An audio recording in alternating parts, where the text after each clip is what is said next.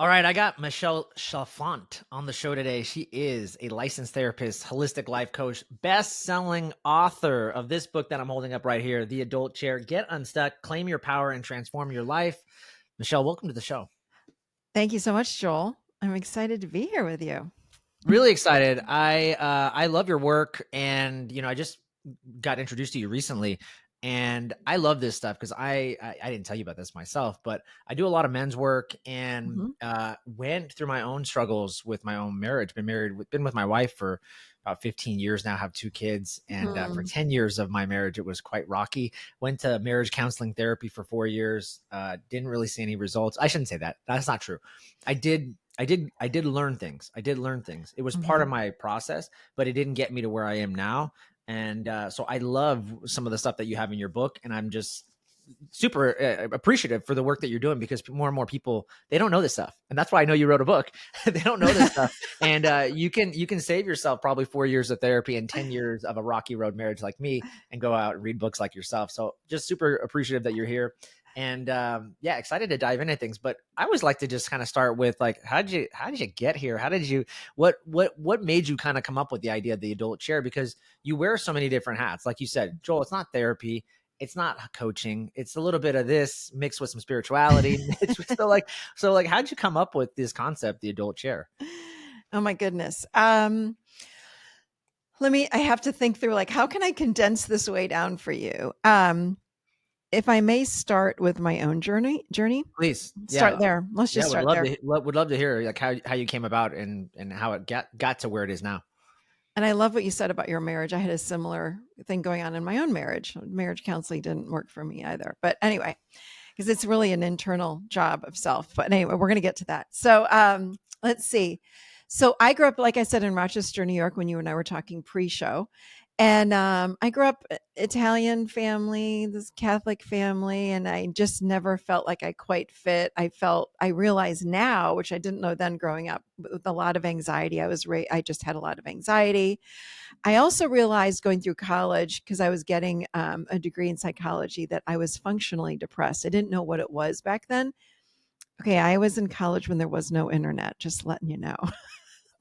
I couldn't just pull up my phone, and there was no chat GPT, there was no Google back then. So, I'm going through life and I was like, what in the world is wrong with me? Like, why do I have such negative thinking?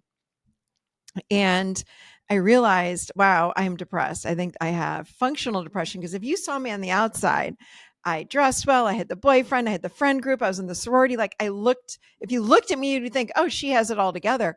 I did Yeah. not.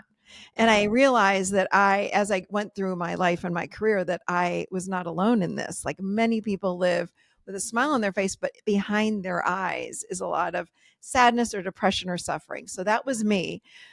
And I came to this conclusion, Joel. I said, the way that I speak to myself, I said, the antidote to that must be self love, because what I'm hearing in my head is self hatred. Like, so if I could just learn how to love myself, I'm going to figure this thing out.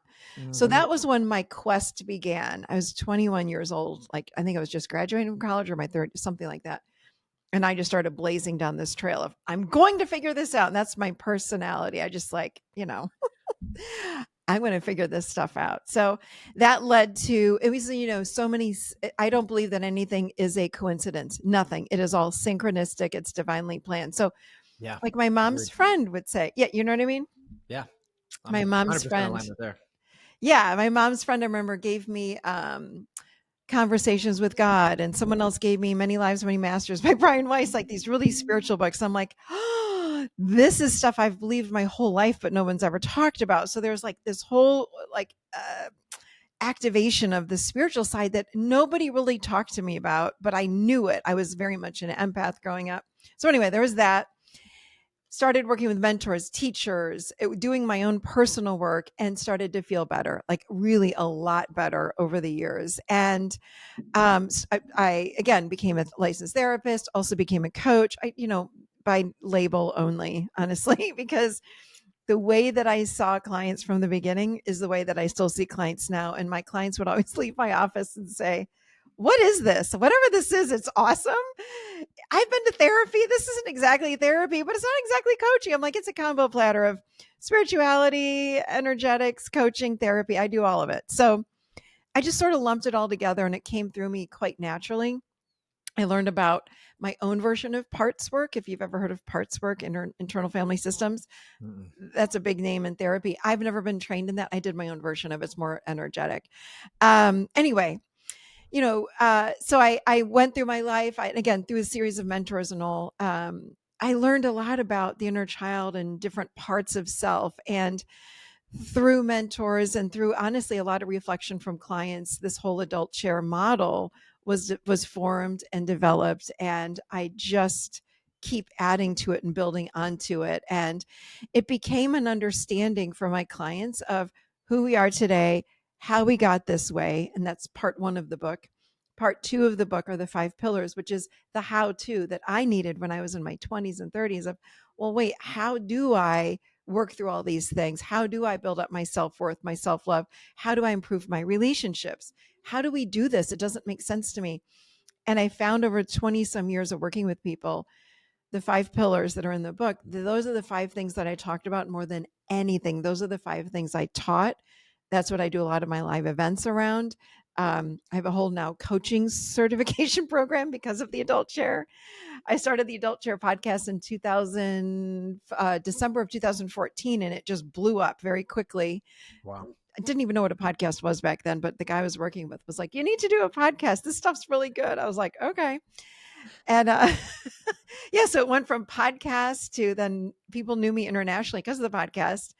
So I created an adult chair coaching certification program to teach people to do the way I see clients, which is like that unique way. But it's just really fun. Now we do a lot of live events and online courses. I have a membership and I get to do podcasts with people with great people like you, Joel. So here we are today. That's amazing. Talk about the 3 chairs, because I feel like you created you took out a lot of the complexity that therapy sometimes can really bring. Why do you think therapy needed this radical simplicity? That's just how my brain works. Honestly, I simplify everything. So I just there's something about therapy that just never I love therapy and I don't shame anybody. I have gone through therapy, but I just kept realizing it just needs an updating somehow, to be updated or refreshed, if you will. Like Yeah. something needs to change, right? I don't believe we have to look at our childhood forever and ever and ever. We can bounce, what I call bouncing in and out of childhood. I got to go back. I got to find that one thing quickly if I need to. I might not need to. And then I bring it forward into my current day reality. So that's what the adult chair is all about. So it's based on, can we go through the whole model with you? Yeah. Yeah. Yeah. For the audience, they Yeah. haven't read the book and they want to, and then they need to understand a little bit of the background. Yeah. Yeah, for sure.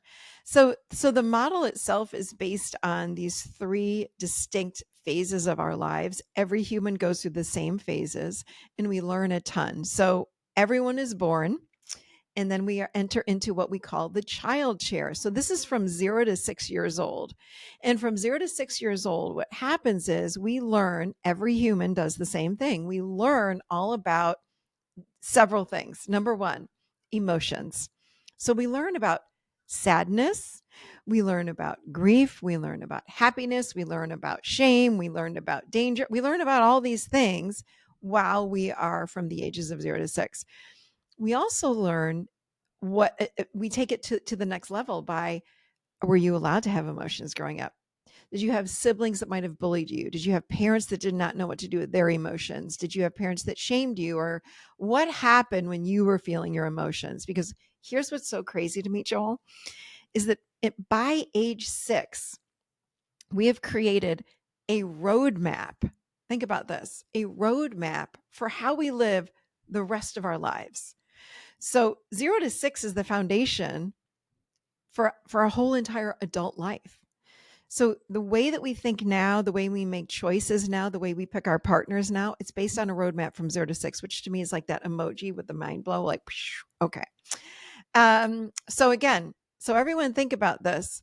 How did you deal with emotions, or what did you learn about emotions when you were growing up? Because it's showing up now in your adult life. Let's talk. The other thing in the adult or the inner child is our needs. So What happened when you had a need when you were growing up? Did you get laughed at? Did you get asked? Did you get did someone say to you, "Hey, like what do you need?" If you needed a hug when you were 3 years old because you fell off your tricycle, did your mom or dad say, "You're fine, brush it off. You're a boy. Move on," right? Or I mean, again, it depends on what you were modeled when you were growing up. So we Yeah. learn, do we need to be needless wantless, or is it okay to is it safe to have needs? So we're learning all about our needs from this in this time period. We learn about passion, spontaneity, purpose, creativity, fun. People I've worked with that are adults that come in and go, I don't know where my passion is. I don't know where my fun is. I don't know how to have joy. I don't know where it is. Immediately, I know I got to go into the child chair and do inner child work, because that is, we got to reactivate that part of them. It's there. It just needs to be reignited. So, those are numerous things that happen during that phase, 0 to 6. Any questions about that? Actually, yes. Because I wanted to ask you, there's so Mhm. much now that's changed in the therapy and neuroscience, and there's still a lot that we don't know. We just don't Mhm. know. And that's being Right. proven. And you see there's two ends of the spectrum, right? Mhm. Right. You got the one where it's like mindful parenting, and there's aspects of it that I really do believe in. And but it also gets to the extent where the extreme, it's like, well, yeah, just let it's okay. You can feel every emotion and you can have all this. And then there's also the other side where I think I grew up, and I can say, yeah, stuff your emotions in and we don't care about your emotions, push through it. And I also see that can be detrimental.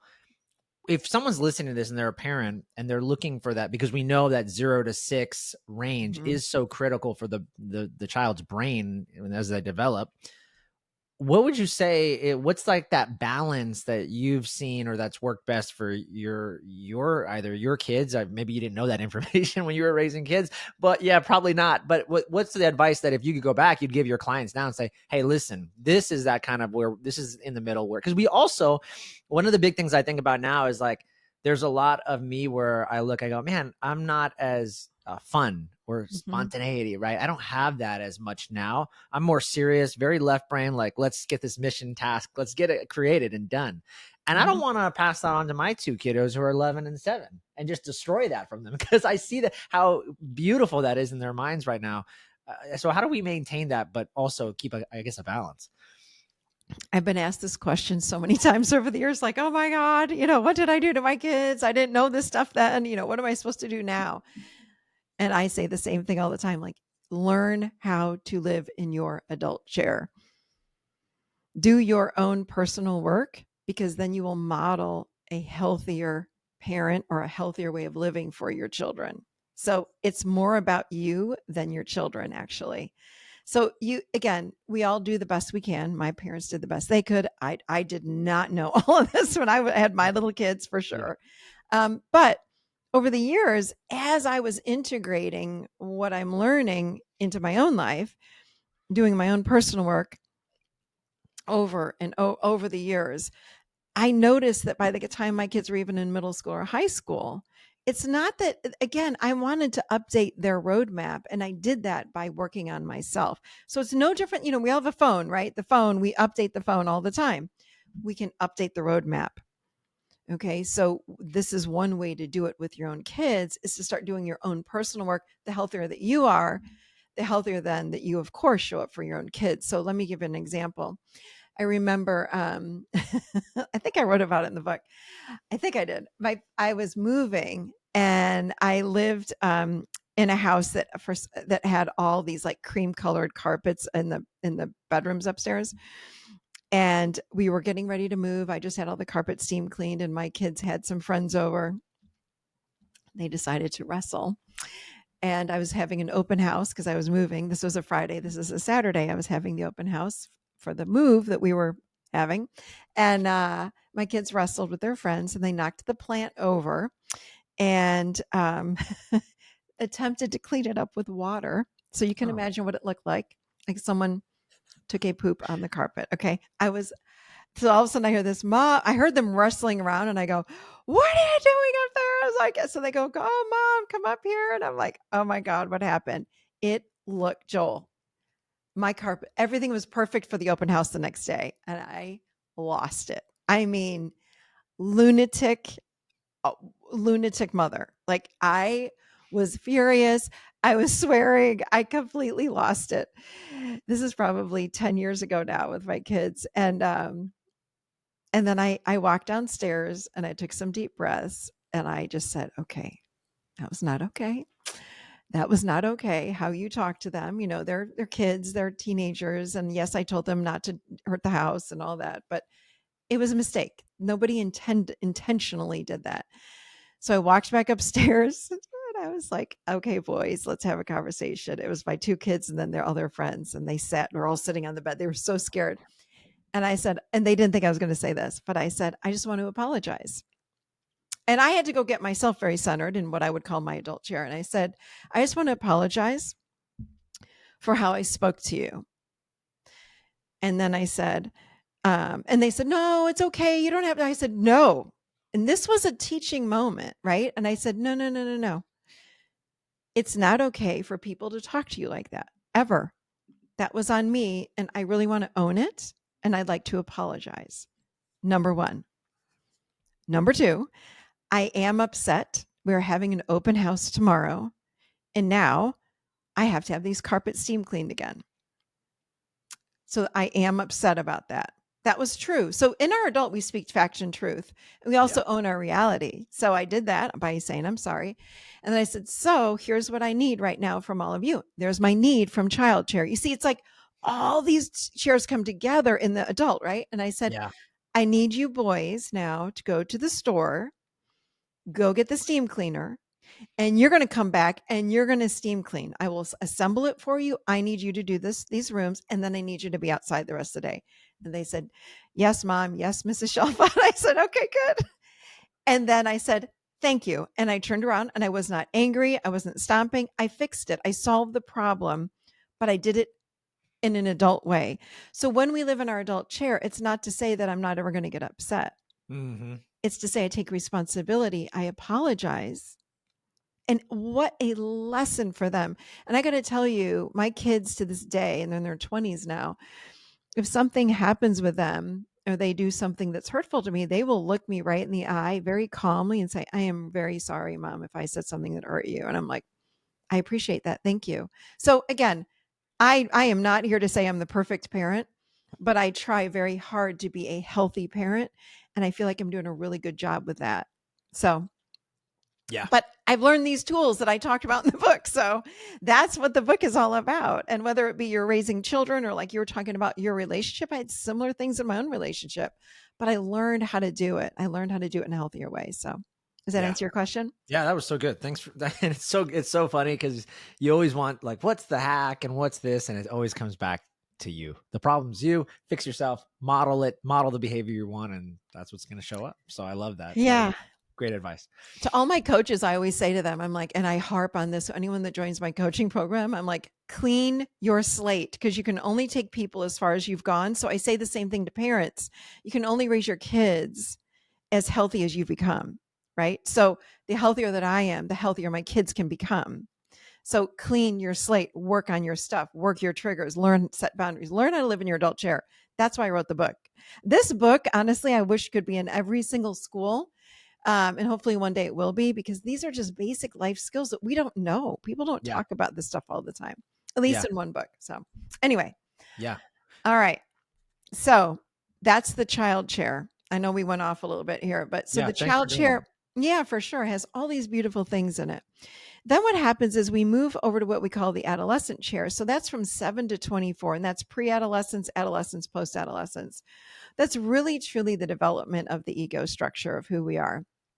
The ego separates us from all that is, from the oneness, and it tells us that I'm me, I'm Michelle, you're Joel, right?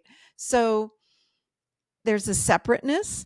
It's based in fear, and it creates this identity structure for us so we can have this life of Joel Evan, right? And I'm going to be Michelle Chalfant. And it learns how to fit in the world. It learns and wants us to feel accepted and loved. And so it does whatever it possibly can do in order to keep us loved and accepted and included.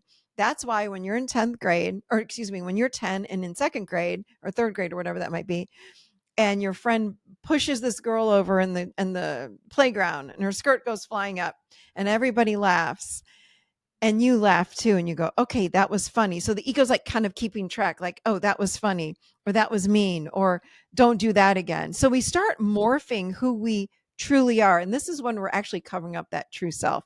Now, sometimes there might be kids that say, that was mean. I don't like that you did that and went and helped the girl up. So that's when the true self comes through. But a lot of kids are forming. I remember this. I have this vivid memory. When I was in fourth grade, one of my friends started shaving her legs. Like, who cares? But I remember telling everybody, and everybody laughed. And I was like, oh, okay. So when I tell a secret, everybody laughs at me. Okay. It's like the ego like takes that in and says, that's how people will like you.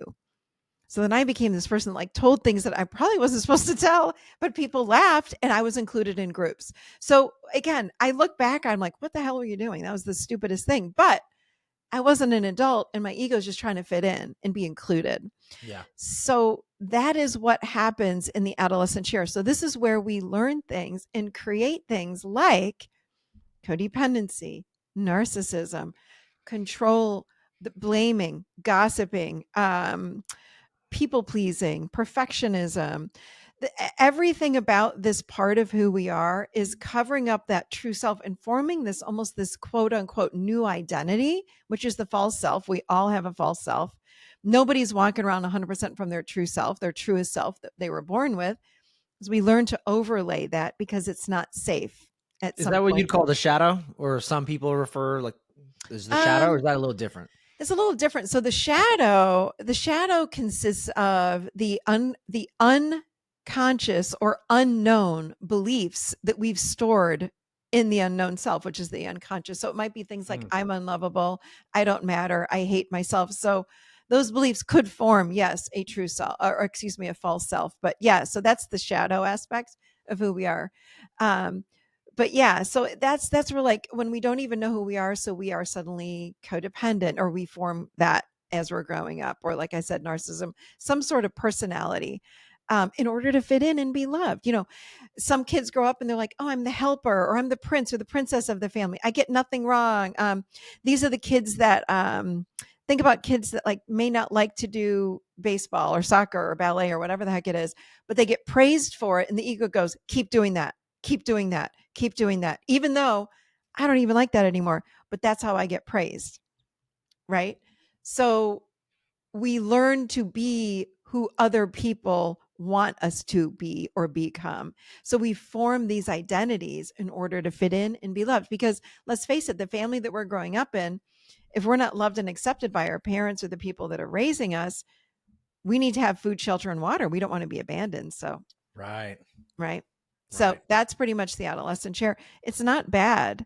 It's just unconscious. It's the unconscious part of who we are. And it only lives in the past and future, the ego. So does not live in the moment. It does not know what to do with emotions. It knows to push them away. This is where addictions form. These are the ideas for what's happening within me. Like something feels bad inside of me. So when I'm living from the adolescent perspective or this egoic perspective, I come up with these brilliant ideas like have a case of beer, have two bottles of wine, smoke a joint, whatever it might be, in order to numb out on the uncomfortable emotions that I'm feeling, because the ego does not know what to do with emotions. So the emotions come from the child. The ego goes, I don't know what to do with them. And that, by the way, is where anxiety comes from and depression. So the emotions come up and then the ego pushes them down. So it's like this. It's like, I always think of it like two cars going bumper to bumper at 100 miles an hour. It creates tension within the body, and that's anxiety. That I always, people would come in and say, I'd say, how do you feel today? And they'd say, I'm anxious. I'm like, that's not an emotion. I do not consider anxiety to be an emotion. To me, anxiety is the physical manifestation of unknown or unfelt emotions. Mm. Take that in. Because you're almost you're refusing to actually look at what it really is. You don't want to feel it, so it just becomes this fear of anxiety. It's just like this underlying. Yeah. You Think don't think even know about what it is. You're like, yeah, just think about it. So if I'm feeling, let's say, a fear and it's rising up, it rises up within my body. I'm feeling fear, fear, fear. I'm feeling sadness or overwhelm, or I'm afraid you're going to break up with me. I'm afraid you're going to end the relationship, whatever it might be. the mind comes in and goes, I don't know what to do with that feeling. So it pushes down on that feeling. So it becomes this inward battle and it creates physical tension within the body. So that's why when you ask somebody, how do you know? I always would ask my clients, how do you know you're anxious? They say, well, my stomach's in knots. I'm not breathing well. My throat is tight.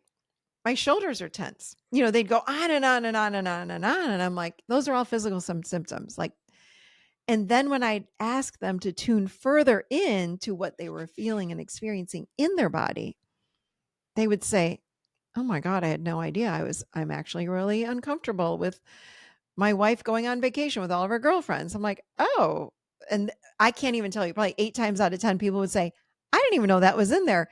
And then I'd sit with them in it. And I go, okay, let's feel into that. Feel, feel, feel. And they'd feel it into it. The emotion would move through and their anxiety would start to lift.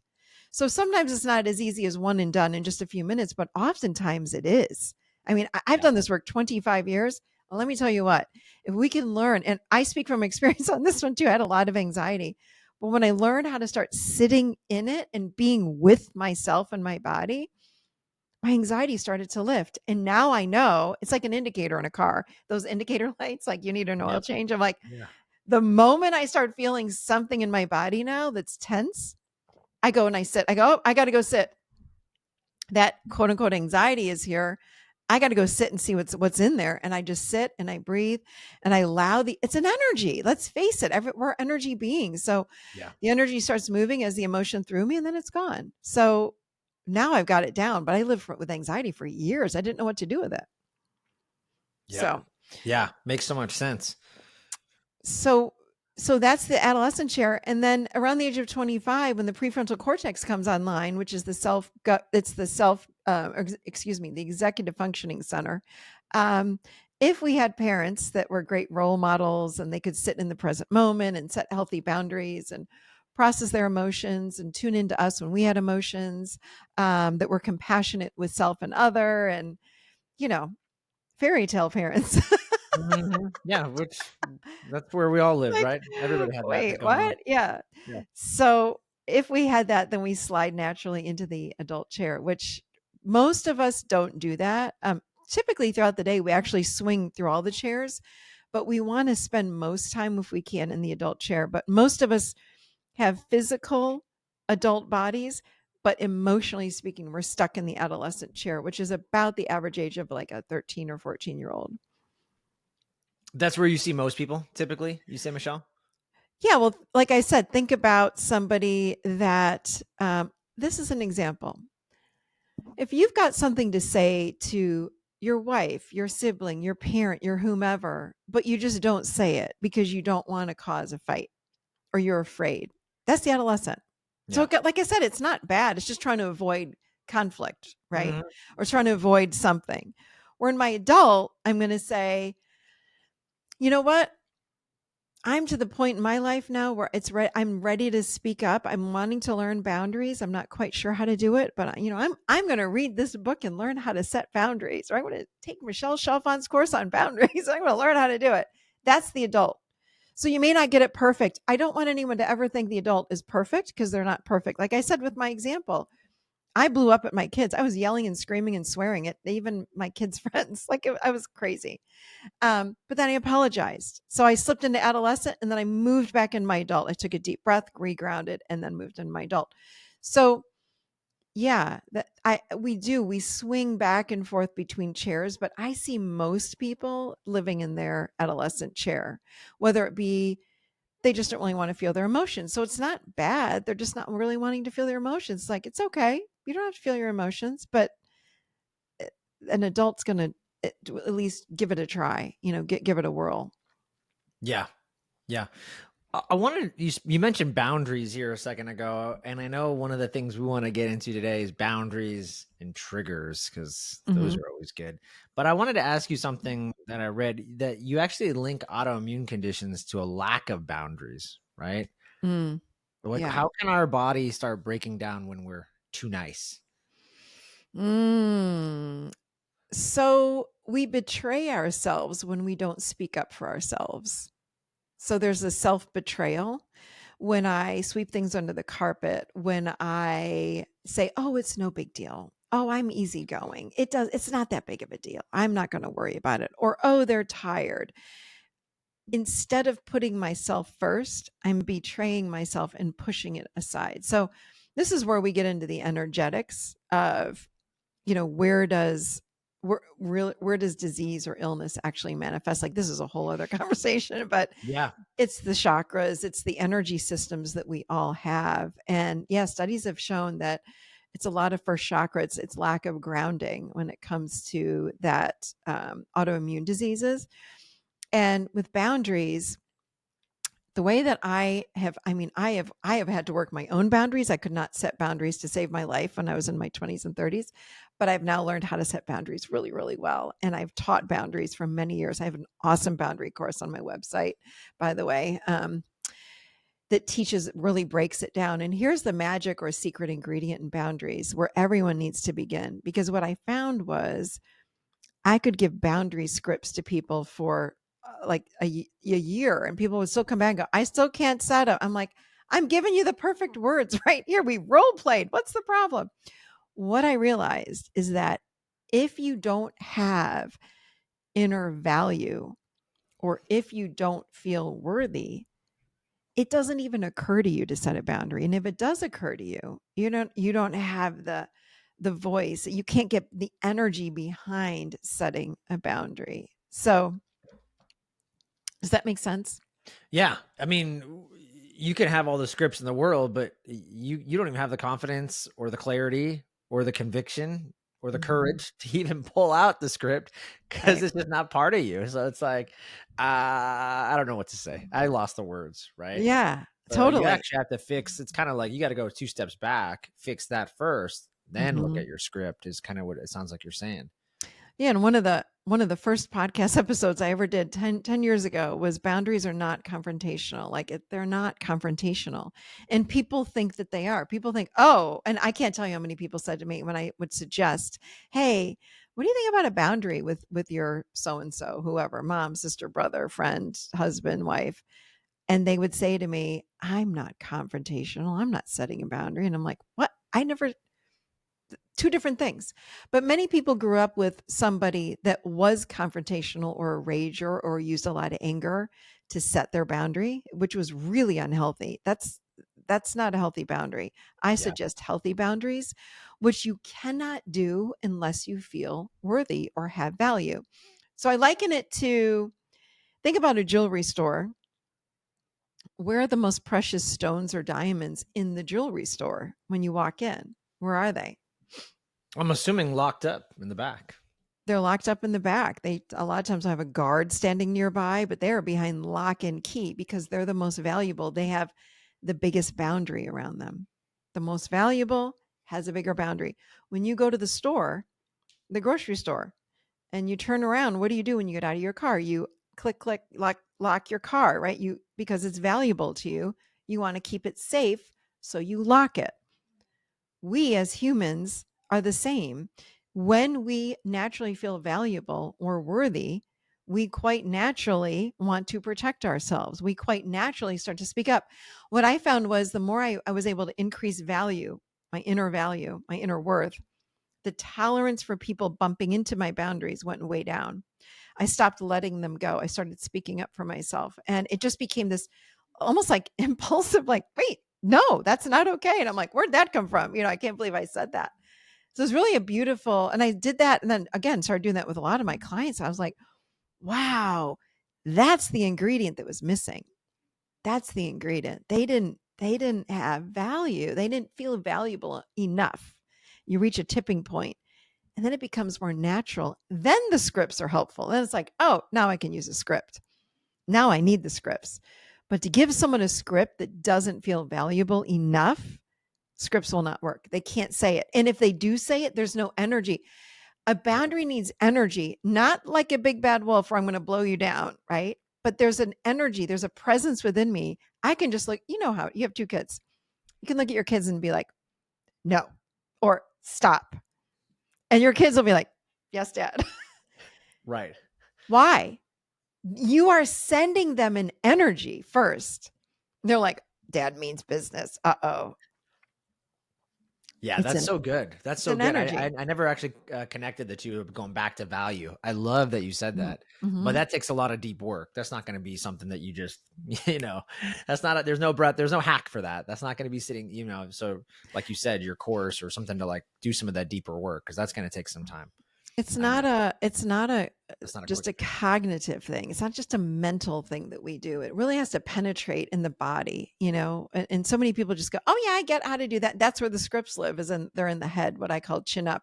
You really need to go chin down Mm. and go chin down and feel your truth around that boundary. And then it just becomes obvious, like, nobody should talk to me like that. Wait a minute, hold on a second. Or, you know, a boundary isn't just teaching other people how we want to be treated.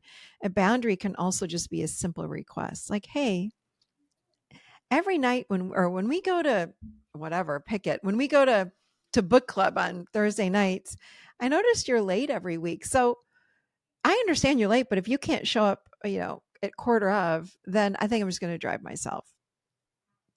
It's not bad to say that to somebody. That's how you take care of yourself. Um, and it's a conversation.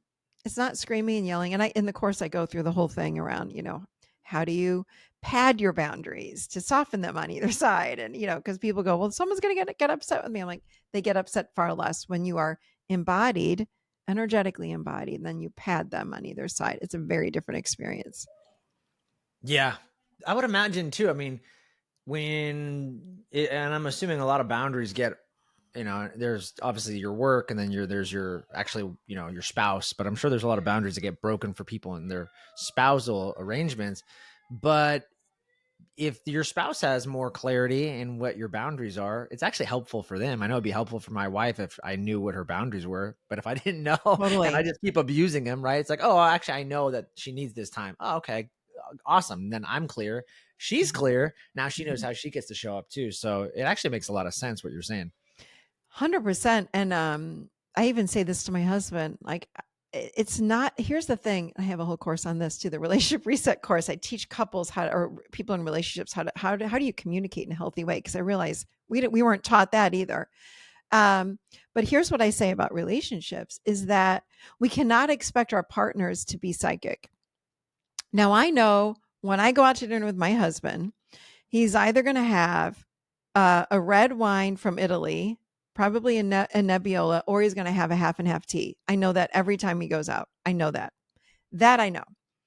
Now, should I know if he's quiet in an hour when I engage with him? Should I know what's going on with him? No.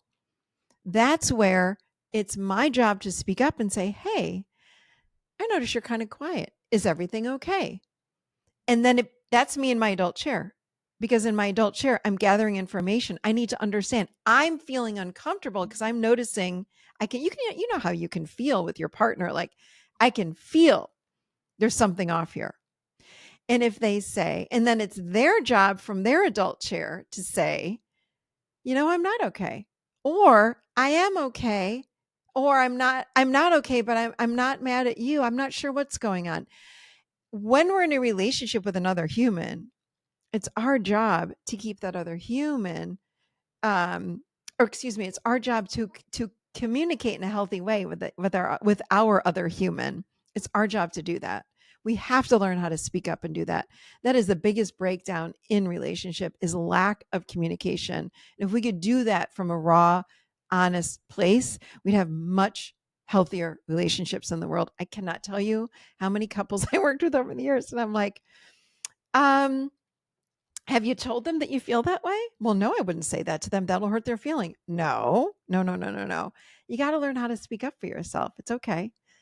But, you know, you build a container. That's a whole other conversation we could talk Yeah. about. But Yeah. yeah, Yeah. relationships are difficult, but you got to learn how to do it and speak up yourself in a healthy way and absolutely set boundaries. Yeah. So so good. So good. I know we have to wrap things up here in a little bit.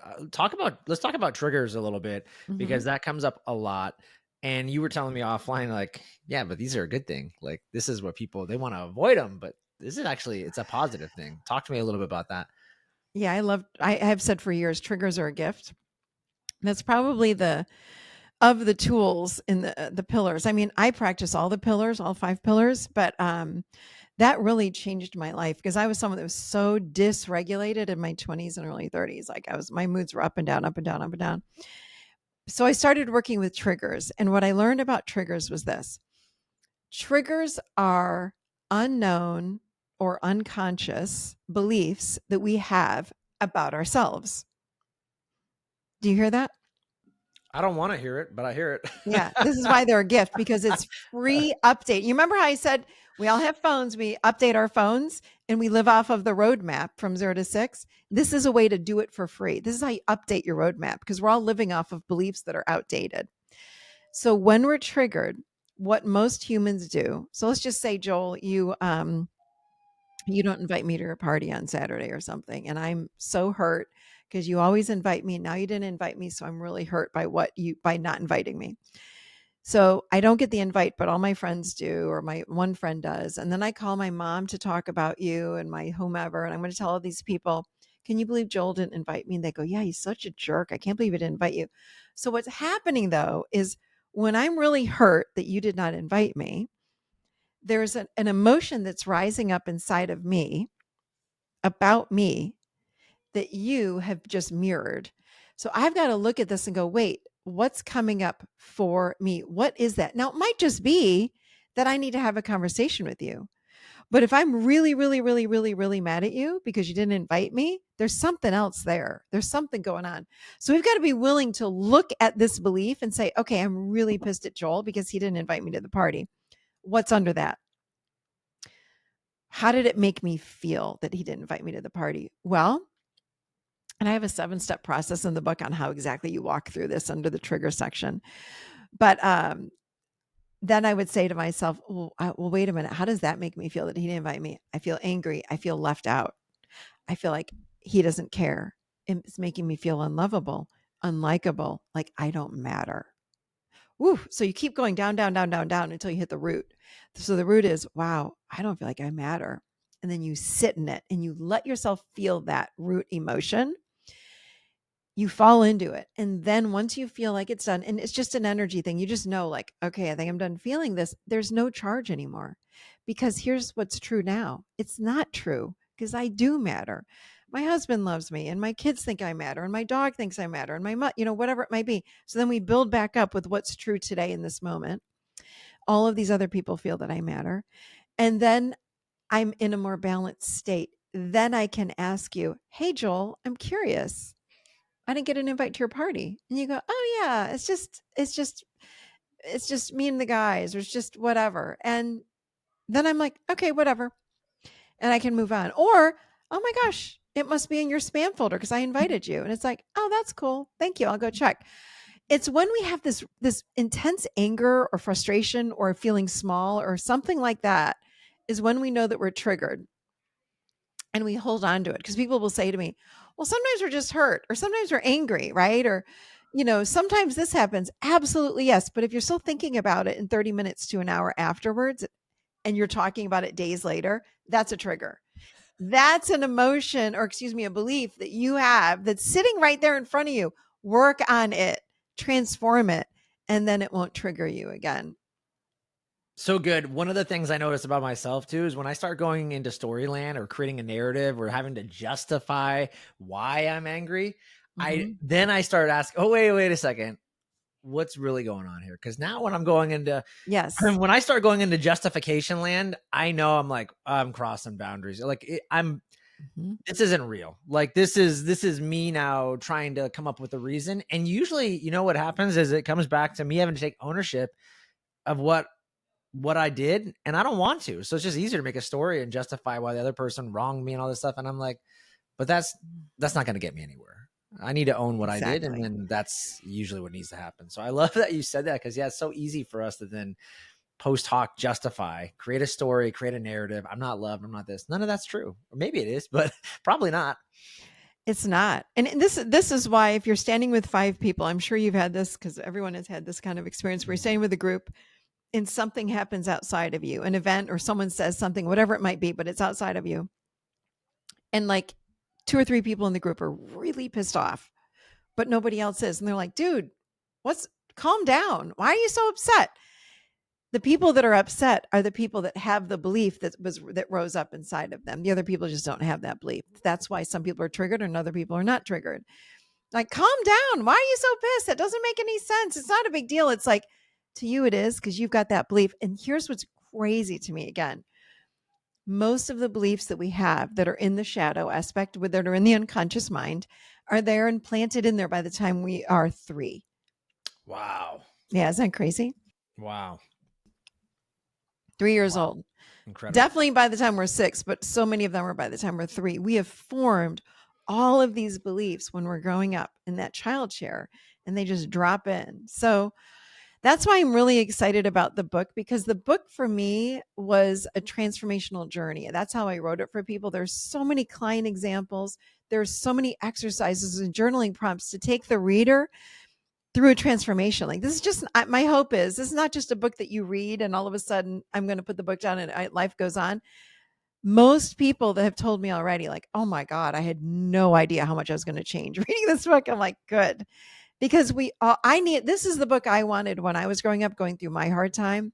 Yeah. And again, you don't have to be going through a hard time to read the book.